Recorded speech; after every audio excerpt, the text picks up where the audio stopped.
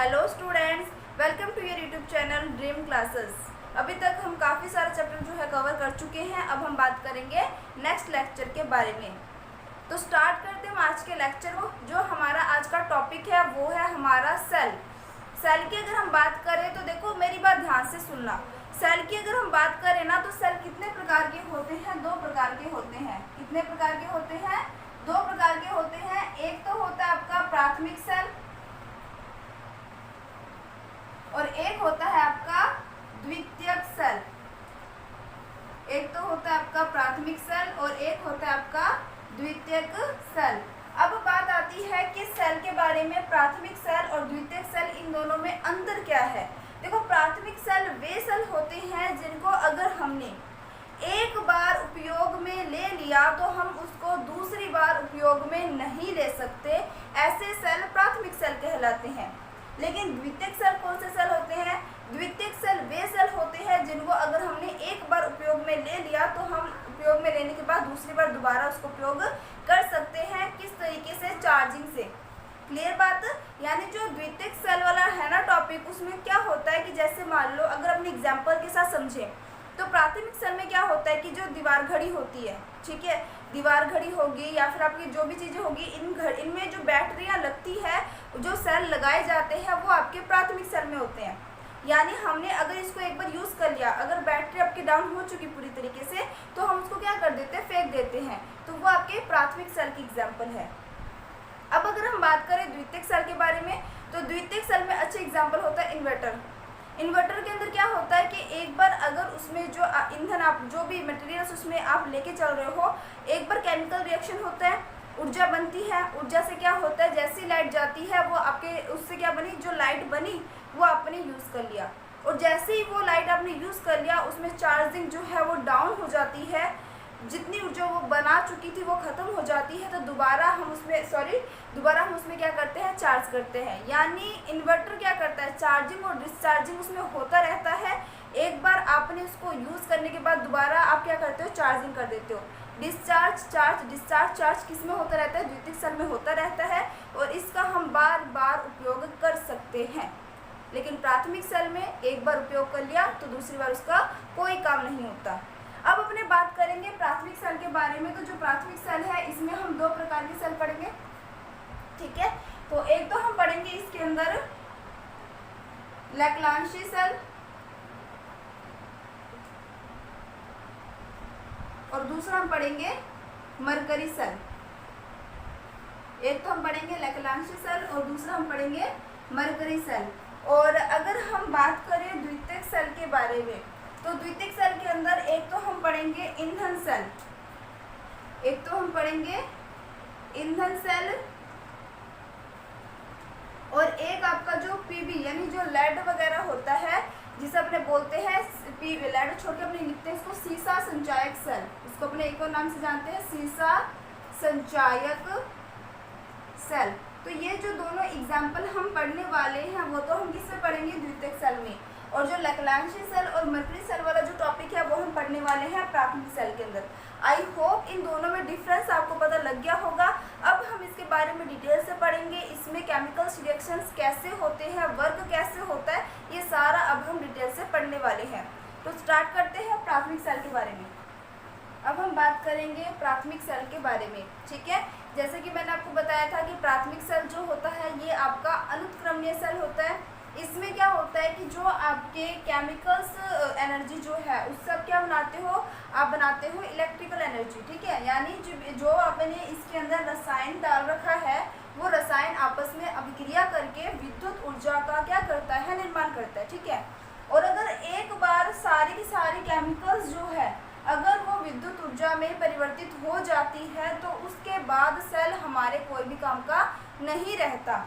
अब देखो, इसमें यही बात बोली गई है, ध्यान से सुनना। इसमें रासायनिक ऊर्जा को विद्युत ऊर्जा में बदला जाता है, ठीक है। नेक्स्ट है, इन सेलों में होने वाली अभिक्रियाएं अनुत्क्रमणीय होती है।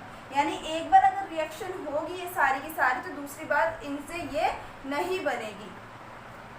अर्थात ऊर्जा का रूपांतरण क्या होता है? एक ही बार होता है।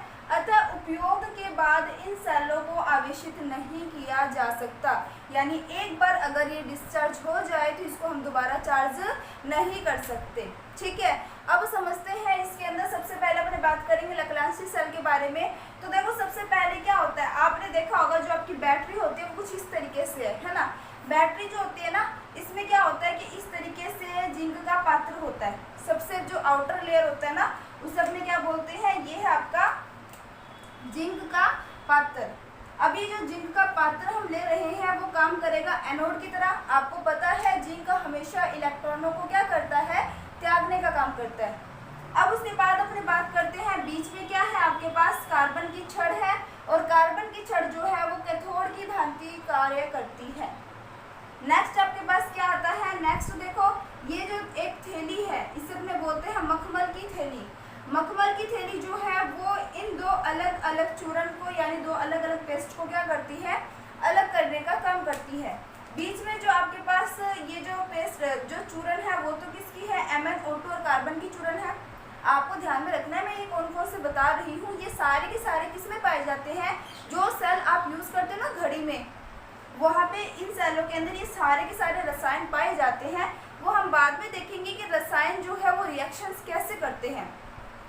तो सबसे पहले ये जानो कि इसमें क्या क्या पाया जा रहा है।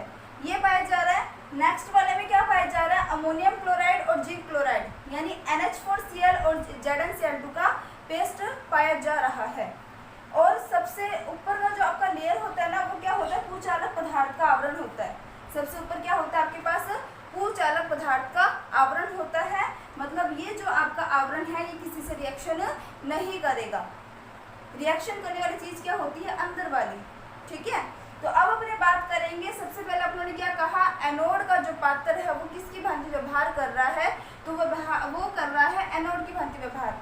जिंक का पात्र जो है तो यहाँ पर जिंक जो है वो क्या करेगा, आपके दो इलेक्ट्रॉनों को त्याग देगा और Zn+2 बना लेगा।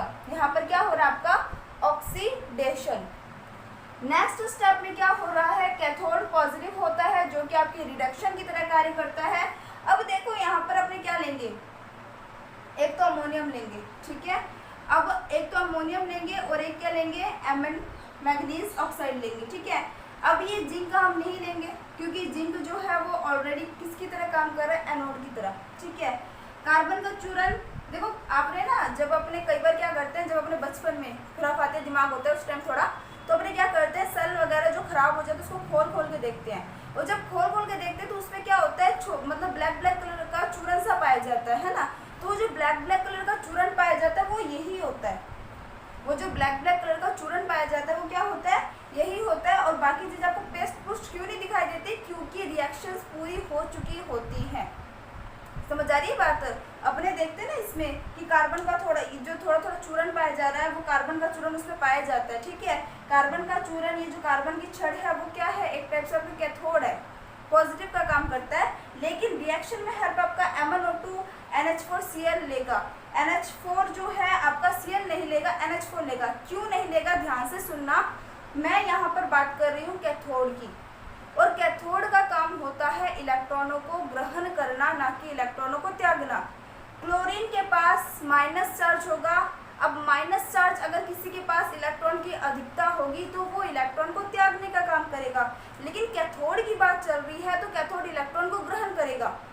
समझ आ रही है मेरी बात, ध्यान से सुनना। देखो यहाँ पर अपने NH4Cl ZnCl जो है ले रहे हैं।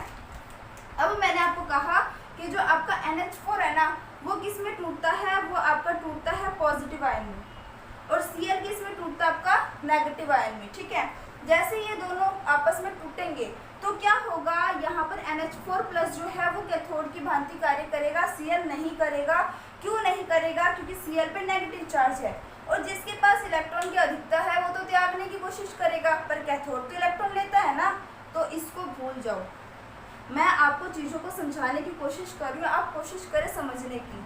ठीक है, क्योंकि NH4+ है, अब इसके पास इलेक्ट्रॉनों की कमी है और जिसके पास इलेक्ट्रॉन की कमी है लेने का काम वही करता है। अब आपको पता है कैथोड पे रिएक्शन हो रही है तो इलेक्ट्रॉन लेने वाला काम होगा, देने वाला काम नहीं होगा। इसलिए मैंने यहाँ पर अमोनियम लिया है, यहाँ पर मैंने क्या लिया है, अमोनियम लिया है। अब यहाँ पर जो अमोनियम है वो क्या करेगा, देखो एक NH4 जो है उसके पास तो एक इलेक्ट्रॉन की कमी है, मैंने यहाँ पर कितने NH4 लिए हैं, 2 NH4 लिए हैं, तो 2 NH4 में कितने इलेक्ट्रॉन की कमी हुई, 2 इलेक्ट्रॉन की। 2 इलेक्ट्रॉन की कमी है तो 2 इलेक्ट्रॉन को ये ग्रहण करेगा। जैसे ही 2 इलेक्ट्रॉन को ये ग्रहण करेगा तो क्या बन जाएगा, आपके पास अमोनिया बन जाएगा और हाइड्रोजन जो है वो बाहर निकल जाएगा। क्लियर बात यहाँ तक। अब ये जो आपका अमोनिया बनता है, अब आपके पास जो हाइड्रोजन बच जाता है, ठीक है, ये तो हो गया आपकी पहले वाली रिएक्शन। अब बात आती है कि यहाँ पर फिर MnO2, इसका भी तो यूज होगा ना। MnO2 जो आपने रसायन लिया है इसका भी यूज होगा। अब MnO2 जो है ना, आपने कैसे समझना है, MnO2 जो है वो किस में टूटेगा, Mn2O3 में। देखो आप ना थोड़ा सा याद करो, 11th के अंदर आपने जो भी यौगिक होते हैं उनके ऑक्सीकरण संख्या कैसे निकालते हैं आपने याद किया होगा।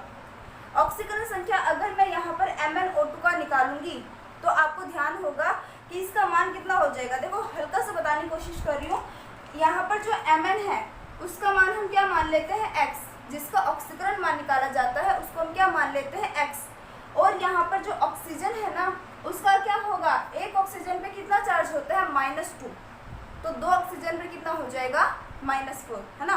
तो यहाँ पर क्या हो जाएगा, -4 = 0, तो x का मान कितना हो जाएगा, 4। मतलब MnO2 का जो ऑक्सीकरण नंबर होगा वो कितना हो जाएगा आपका, +4। यहाँ पे मैं छोटा सा लिख रही हूँ, आप बस समझने की कोशिश करें।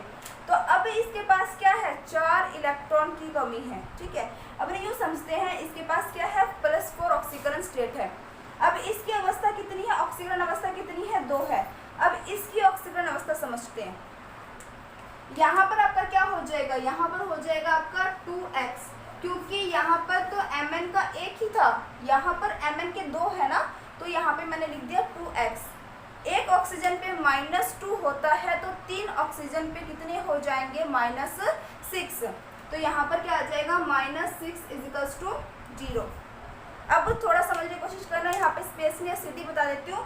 2x = क्या हो जाएगा, 6। 2x किसके बराबर हो जाएगा, 6 के, तो x बराबर किसके हो जाएगा, 3 के। x बराबर किसके हो जाएगा, 3 के, ठीक है। तो यहाँ पर जो हमारे पास x की वैल्यू आएगी वो क्या हो जाएगी, +3। पहले जब हमने ऑक्सीकरण अवस्था निकाला था वो कितना था, +4, अब कितना हो गया, +3। यानी इसने क्या किया, इलेक्ट्रॉनों को गेन किया, इसने क्या किया, इलेक्ट्रॉनों को ग्रहण किया, और इलेक्ट्रॉनों को ग्रहण करके +4 से क्या हो गया, +3 हो गया। तो इसका भी क्या हो रहा है, इसका भी रिडक्शन हो रहा है। समझ आ रही है मेरी बातें। देखो बिल्कुल मैं आपको बिल्कुल 0 लेवल से बताने की कोशिश कर रही हूँ। जिन्होंने 11th में भी चीज़ें ढंग से नहीं की कोई बात नहीं, लेकिन इन चीज़ों को आप ढंग से समझे। पहले आपने क्या करना है, इसका ऑक्सीकरण अवस्था देख लेना है, आपको कैसे निकालते हैं समझा दिया मैंने। इसकी ऑक्सीकरण अवस्था +4 है, इसकी ऑक्सीकरण अवस्था +3 है। अब इसने क्या किया, +4 से +3 में चेंज हो रहा है, इट मीन्स इसने इलेक्ट्रॉन को ग्रहण कर लिया, और कोई जब इलेक्ट्रॉन को ग्रहण करता है उसका क्या होता है, अपचयन होता है। तो इसका भी क्या हो रहा है, अपचयन हो रहा है, ठीक है। अब देखो MnO2 किस में चेंज हो रहा है, Mn2O3 में चेंज हो रहा है, और यहाँ पर जो आपका ऑक्सीजन बच जाएगा, यहाँ पे ऑक्सीजन कितने हैं, 2 यहाँ पर है और यहाँ पर 2 है, यानी O2 के कितने हैं, 2, यानी टोटल कितने ऑक्सीजन हुए, 4। रिएक्शन में आपको कितने मिल रहे हैं, 3, यानी एक ऑक्सीजन बाहर निकल गया। अब वो ऑक्सीजन किसके साथ बाहर निकल जाएगा, हाइड्रोजन के साथ बाहर निकल जाएगा, वाटर के मॉलिक्यूल के रूप में। समझ आ रही है रिएक्शन? अगर आ रही है तो कमेंट जरूर करना, नहीं आ रही तो भी मुझे बताना, ताकि मैं और भी मतलब इजी वे लेके आ सकूँ आप लोगों के लिए समझाने के लिए। बाकी मैं अपनी पूरी कोशिश कर रही हूँ। तो ये रिएक्शन समझ आ गई होगी, ये भी समझ आ गई होगी, ये भी समझ आ गई, ठीक है। अब बात आती है कि पूर्ण सेल अभिक्रिया किसे कहते हैं। देखो जब हम सिर्फ एनोड की अभिक्रिया पढ़ते हैं तो वो क्या है, हाफ सेल रिएक्शन। जब हम सिर्फ कैथोड की अभिक्रिया पढ़ते हैं तो वो भी क्या है, आपका हाफ सेल रिएक्शन। जब हम दोनों अभिक्रियाओं को जोड़ देते हैं, यानी आपका एनोड और कैथोड, जब हम दोनों को जोड़ देंगे तो उसे हम क्या बोलेंगे, फुल सेल रिएक्शन या पूर्ण सेल अभिक्रिया। समझ आई बात? अब मैंने क्या करना है, इन दोनों रिएक्शनों को जोड़ना है। जब हम दोनों को आपस में जोड़ेंगे तो क्या करते हैं हम, जो हमारा लेफ्ट हैंड साइड वाला होता है ना, उन सभी को एक साथ जोड़ देते हैं, और जो हमारा राइट हैंड साइड वाला होता है उन सभी को एक साथ जोड़ देते हैं। और दोनों में अगर कोई भी चीज़ यहाँ वाली जो इससे मैच करे ना, वो आपस में कैंसिल हो जाते हैं, ठीक है। तो अब देखो यहाँ पर मैं यहीं पे कैंसिल आउट करूँगी, अब देखो यहाँ पर 2 इलेक्ट्रॉन है, उधर का आपका राइट है, इधर के लेफ्ट से कैंसिल हो जाएगा, 2 इलेक्ट्रॉन से 2 इलेक्ट्रॉन कैंसिल हो गए। अब बात आती है क्या, 2 हाइड्रोजन को कैंसिल कर देगा, ठीक है। अब आप देख सकते हो कि कोई भी चीज़ है जो कैंसिल होती हो, तो मेरे हिसाब से यहाँ पे और कोई चीज़ नहीं है जो कैंसिल होगी। अब जो बाकी बच जाते हैं उनको हम क्या करेंगे, आपस में जोड़ देंगे। यहाँ पे देखो Zn है, 2NH4 प्लस है और 2MnO2 है, इनको हमने क्या कर दिया, आपस में जोड़ दिया। और यहाँ पर क्या बन जाएगा आपका Zn+2, 2NH3 और Mn2O3 और H2O, ये हमने क्या कर दिया, जोड़ दिया। इस तरीके से आपकी अभिक्रिया होती है किसमें, नक्लांशी सेल में। हाँ, इसका एक और नाम है, उसे हम क्या बोलते हैं, शुष्क सेल। इसे हम क्या बोलते हैं, शुष्क सेल भी बोलते हैं। तो आपको ध्यान में रखना है। आई थिंक ये जो पहला वाला पॉइंट था आपको अच्छे से क्लियर हो गया होगा। फिर भी डाउट रह जाता है तो आप कमेंट जरूर करिएगा, ताकि मुझे पता चल सके कि आपको ये चीज़ समझ आ रही है या नहीं आ रही, ठीक है। अब इसके बाद अपने बात करेंगे इसके दूसरे सेल के बारे में, जो है मरकरी सेल। तो जल्दी से इस पूरे का स्क्रीनशॉट ले लें, फिर हम बात करेंगे उसके बारे में। अब हम बात करेंगे मरकरी सेल के बारे में। अगर हम मरकरी सेल की बात करें ना, अच्छा ठीक है, पीछे जो आप लोगों ने अभी क्या पढ़ा था, लैक्लांसी सेल है ना, तो उसमें 2 पॉइंट जो बताना रह गया था वो मैं अभी आपको बता देती हूँ। देखो, जो आपकी पहली बात तो जो प्राथमिक सेलें होती है, उन प्राथमिक सेलों के अंदर जो वोल्टा का मान होता है ना, वो फिक्स होता है। क्यों होता है, क्योंकि उन सेलों को जब प्रिपेयर किया जाता है, जब उसका निर्माण किया जाता है ना, तब उसमें उसकी एक वैल्यू फिक्स कर दी जाती है कि इस सेल के जो वोल्टा का मान है, इस सेल में इतना होगा, इस सेल में वोल्टा का मान इतना होगा, ठीक है। तो एक चीज़ ध्यान में रखना, जो आपके प्राथमिक सेल होंगे उनके अंदर वोल्टा का मान फिक्स होगा, लेकिन द्वितीयक सेलों में वोल्टा का मान फिक्स नहीं होगा, क्योंकि द्वितीयक सेलों में चार्ज डिस्चार्ज का प्रोसेस चलता रहता है, ठीक है। अब बात अपने करते हैं, जो पीछे हमने लैक्लांसी सेल पढ़ा था, किसकी बात कर रही हूँ, जो पीछे हमने लैक्लांसी सेल पढ़ा था, उसके अंदर अगर आपको वोल्टा के मान की अगर हम बात करें तो उसकी वोल्टा कितनी है, तो वोल्टा है उसकी 1.5 वोल्ट। वोल्टा कितनी है इसकी, 1.5 वोल्ट लैक्लांसी सेल की। और जो इसका उपयोग है वो किया जाता है, जैसे कि अपने दीवार घड़ी की बात कर सकते हैं। एक तो दीवार घड़ी में जो ट्रांजिस्टर वगैरह बनाए जाते हैं उसमें, ठीक है, दीवार घड़ी में ट्रांजिस्टर वगैरह बनाए जाते हैं, उसमें जो विद्युत घंटी होती है, यहीं पे लिख देती हूँ, विद्युत घंटी, ठीक है। तो इन सब चीज़ों में किसका उपयोग किया जाता है, लैक्लांसी सेल का उपयोग किया जाता है। इसको जल्दी से लिख लो, फिर हम इसको समझाते हैं। देख लो, जल्दी से देख लिया होगा। चलो देखो यहाँ पर, अब अपने बात करेंगे मरकरी सेल के बारे में, ठीक है। देखो मरकरी क्या होता है, Hg की हम बात कर रहे हैं। मरकरी सेल के अंदर क्या होता है, देखो सारा का सारा वही है, पर अंदर का मटेरियल थोड़ा सा अलग है। सारा का सारा वही है, बस अंदर का मटेरियल अलग है। क्या चीज़ है, सबसे पहले आपने जिंक का पात्र लेना है, जैसे कि आपने उसमें लिया था। सबसे ऊपर क्या करना आपने, कुचालक आवरण, ठीक है, ये 2 चीज़ें सेम है। अब अंदर का मटेरियल क्या क्या है, यहाँ पर जो हम छड़ लेंगे वो किसकी होगी, ग्रेफाइट की, जो काम करेगा कैथोड की भांति, ठीक है। और जो यहाँ पर हम जो पेस्ट लेंगे वो किसका लेंगे, मरकरिक ऑक्साइड और KOH का पेस्ट लेंगे, ठीक है। HgO और KOH का मिक्स पेस्ट लेंगे हम किसके अंदर, इस झिल्ली के अंदर। सारा का सारा वही है, बस अंदर का जो मटेरियल है वो थोड़ा सा अलग है। अब देखो इसमें रिएक्शन कैसे होता है। सबसे पहले हमें क्या करना है, ऑक्सीडेशन करना है। तो देखो जैसे जैसे मैं आपको समझाऊँ ना चीज़ों को, वैसे वैसे समझते चलना। रिएक्शन है, ना समझो तो बहुत टफ है, समझ आ गई तो बहुत ईजी है। देखो यहाँ पर एनोड के अंदर क्या होता है, एनोड के अंदर होता है ऑक्सीडेशन, यानी ऑक्सीकरण। जब हम किसी के साथ ऑक्सीजन जोड़ते हैं तो उसका क्या होता है, ऑक्सीकरण। और जब किसी से ऑक्सीजन अलग कर देते हैं उसका क्या हो जाता है, रिडक्शन। तो देखो यहाँ पर जिंक जो है वो किस में चेंज हो रहा है, Zn में। जिंक किस में चेंज हो रहा है, Zn में। जो बता रही हूँ पहले उस पर फोकस करना, एक बार इसको मत देखो। जिंक जो है वो चेंज हो रहा है Zn में, इसका ऑक्सीकरण हो रहा है। अब आप कहोगे कि मैम जिंक से ZnO बना दिया, ऑक्सीजन कहाँ से आया। अब ऑक्सीजन आएगा जब आप क्या लोगे, इस तरफ OH आयन लोगे। सिर्फ ऑक्सीजन तो नहीं लेंगे ना, अपने यहाँ से क्या लेंगे, OH आयन लेंगे। और ये OH आयन कहाँ से आया, तो आपको OH आयन यहाँ से मिलेगा। OH आयन कहाँ से मिलेगा, यहाँ से। अब यहाँ पे आपने क्या ले लिया, 2 OH माइनस आयन ले लिए, जिसमें से एक तो यहाँ पर ऑक्सीजन के साथ ऑक्सीजन बनके Zn के साथ जिंक ऑक्साइड के रूप में रिएक्ट कर गया। अब आपके पास क्या बच गया, पीछे 2 हाइड्रोजन बच गया, 1 ऑक्सीजन बच गया और 2 इलेक्ट्रॉन बच गए, है ना। 2 हाइड्रोजन 1 ऑक्सीजन ने तो क्या बना लिया, जल का अणु, वाटर का मॉलिक्यूल, और 2 इलेक्ट्रॉन क्या हो जाएगा, बाहर निकल जाएगा। तो कैसे कैसे पता चला, एक तो जिंक से जिंक ऑक्साइड बना तो हम कह सकते हैं इसका ऑक्सीकरण हो रहा है, दूसरा इलेक्ट्रॉन बाहर निकल गए तो हम कह सकते हैं इसका ऑक्सीकरण हो रहा है। एनोड वाली रिएक्शन समझ आ गई होगी। अब बात आती है कैथोड पे होने वाली अभिक्रिया। कैथोड पे क्या हो रहा है कि जो आपका मर्क्यूरिक ऑक्साइड है, यानी जो आपका HgO है, वो किस में चेंज हो रहा है, Hg में। अब यहाँ पर इलेक्ट्रॉनों की क्या हो रही है, कमी हो रही है, ठीक है। अब देखो यहाँ पर, अब आप बोलोगे कि यहाँ पर HgO है, यहाँ से हमने क्या बना लिया, Hg। जो आपके यहाँ पर बने थे ना, वो आपने यहाँ पर अभिकारक लेने हैं, ठीक है। जो यहाँ पर उत्पाद बने थे वो आपको यहाँ पे अभिकारक लेने हैं। जब इनको आपस में जोड़ोगे तो अगर आप 2OH माइनस से H2O और 2 इलेक्ट्रॉन निकाल सकते हो, तो H2O और 2 इलेक्ट्रॉन ऑक्सीजन से दोबारा ये बना सकते हो, बोलो बना सकते हो। अगर इससे ये चीज़ें बना सकते हो तो इस चीज़ से ये दोबारा तो बन सकता है ना, तो वही चीज़ यहाँ पर हुई है। अब आपको पता है ये हाफ सेल रिएक्शन है, ये हाफ सेल रिएक्शन है, दोनों को जोड़ देंगे तो क्या बन जाएगी आपकी फुल सेल रिएक्शन।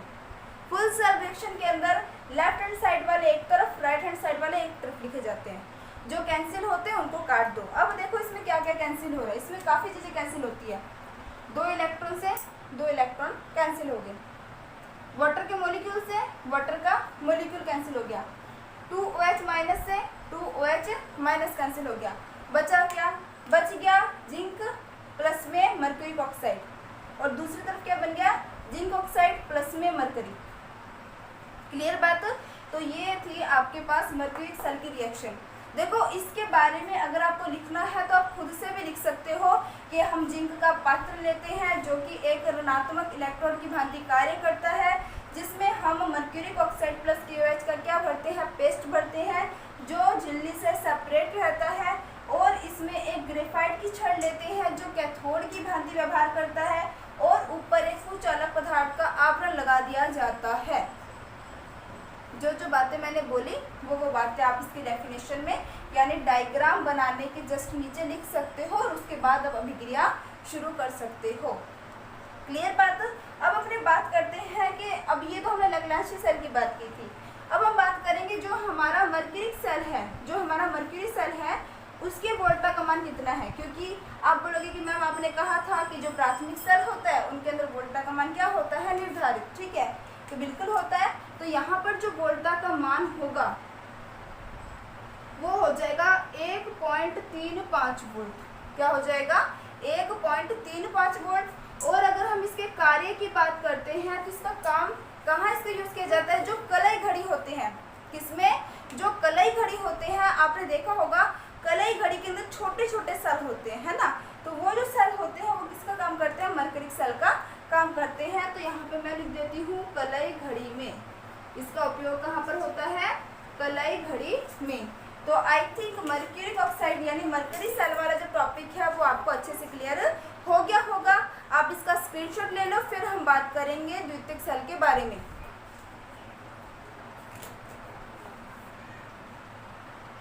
अब हम बात करेंगे द्वितीयक सेल के बारे में। तो द्वितीयक सेल में मैंने आपको क्या कहा था, ये उत्क्रमणीय प्रक्रम है, यानी ये विद्युत ऊर्जा को रासायनिक में और रासायनिक ऊर्जा को दोबारा विद्युत ऊर्जा में कन्वर्ट कर सकता है। और इसके एग्जांपल मैंने आपको कहा था इन्वर्टर, जो कि चार्जिंग और डिस्चार्जिंग प्रोसेस जो है उसमें रिपीटेटेड है। और इसकी जो डेफिनेशन है वो मैंने यहाँ पे लिख दी है, आप लोग इसको समझे कैसे है ये। इन सेलों में विद्युत ऊर्जा को, इन सेलों में विद्युत ऊर्जा को रासायनिक ऊर्जा में व रासायनिक ऊर्जा को विद्युत ऊर्जा में परिवर्तित किया जाता है। क्लियर बात। उसके बाद आता है कि इन सेलों में होने वाली अभिक्रियाएं क्या होती है, उत्क्रमणीय होती है।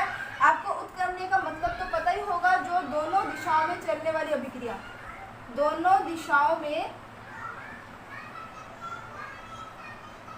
चलने वाली अभिक्रिया या जो रिएक्शन होती है उसे हम क्या बोलते हैं, उत्क्रमणीय बोलते हैं। और अगर अनुत्क्रमणीय की बात करें तो एक ही दिशा में चलने वाली अभिक्रिया को अनुत्क्रमणीय कहते हैं। ठीक है, आगे है एक बार उपयोग में लेने के पश्चात इन्हें पुनः आवेशित किया जा सकता है ना। तो ये तो हो गया आपका द्वितीयक सेल। अब इसमें पहला मैंने आपको बताया था क्या आ जाएगा, एक तो आ जाएगा सीसा संचायक सेल, एक तो है आपका सीसा संचायक सेल, और जो दूसरा है इसके अंदर वो है आपका ईंधन सेल। एक तो हो गया सीसा संचायक सेल और एक हो गया आपका ईंधन सेल। तो मेरे हिसाब से जो आज वाला टॉपिक है वो आपको अच्छे से क्लियर हो गया होगा। कल हमारा एक टॉपिक रह जाएगा, एक तो रह जाएगा आपका सीसा संचायक सेल ईंधन सेल के बारे में, यानी द्वितीयक जो आपका सेल है उसके बारे में, और एक रह जाएगा संचारण की प्रक्रिया। ठीक है, तो ये दो टॉपिक हमारे रह जाएंगे, उसके बाद हमारा चैप्टर कंप्लीट हो जाएगा।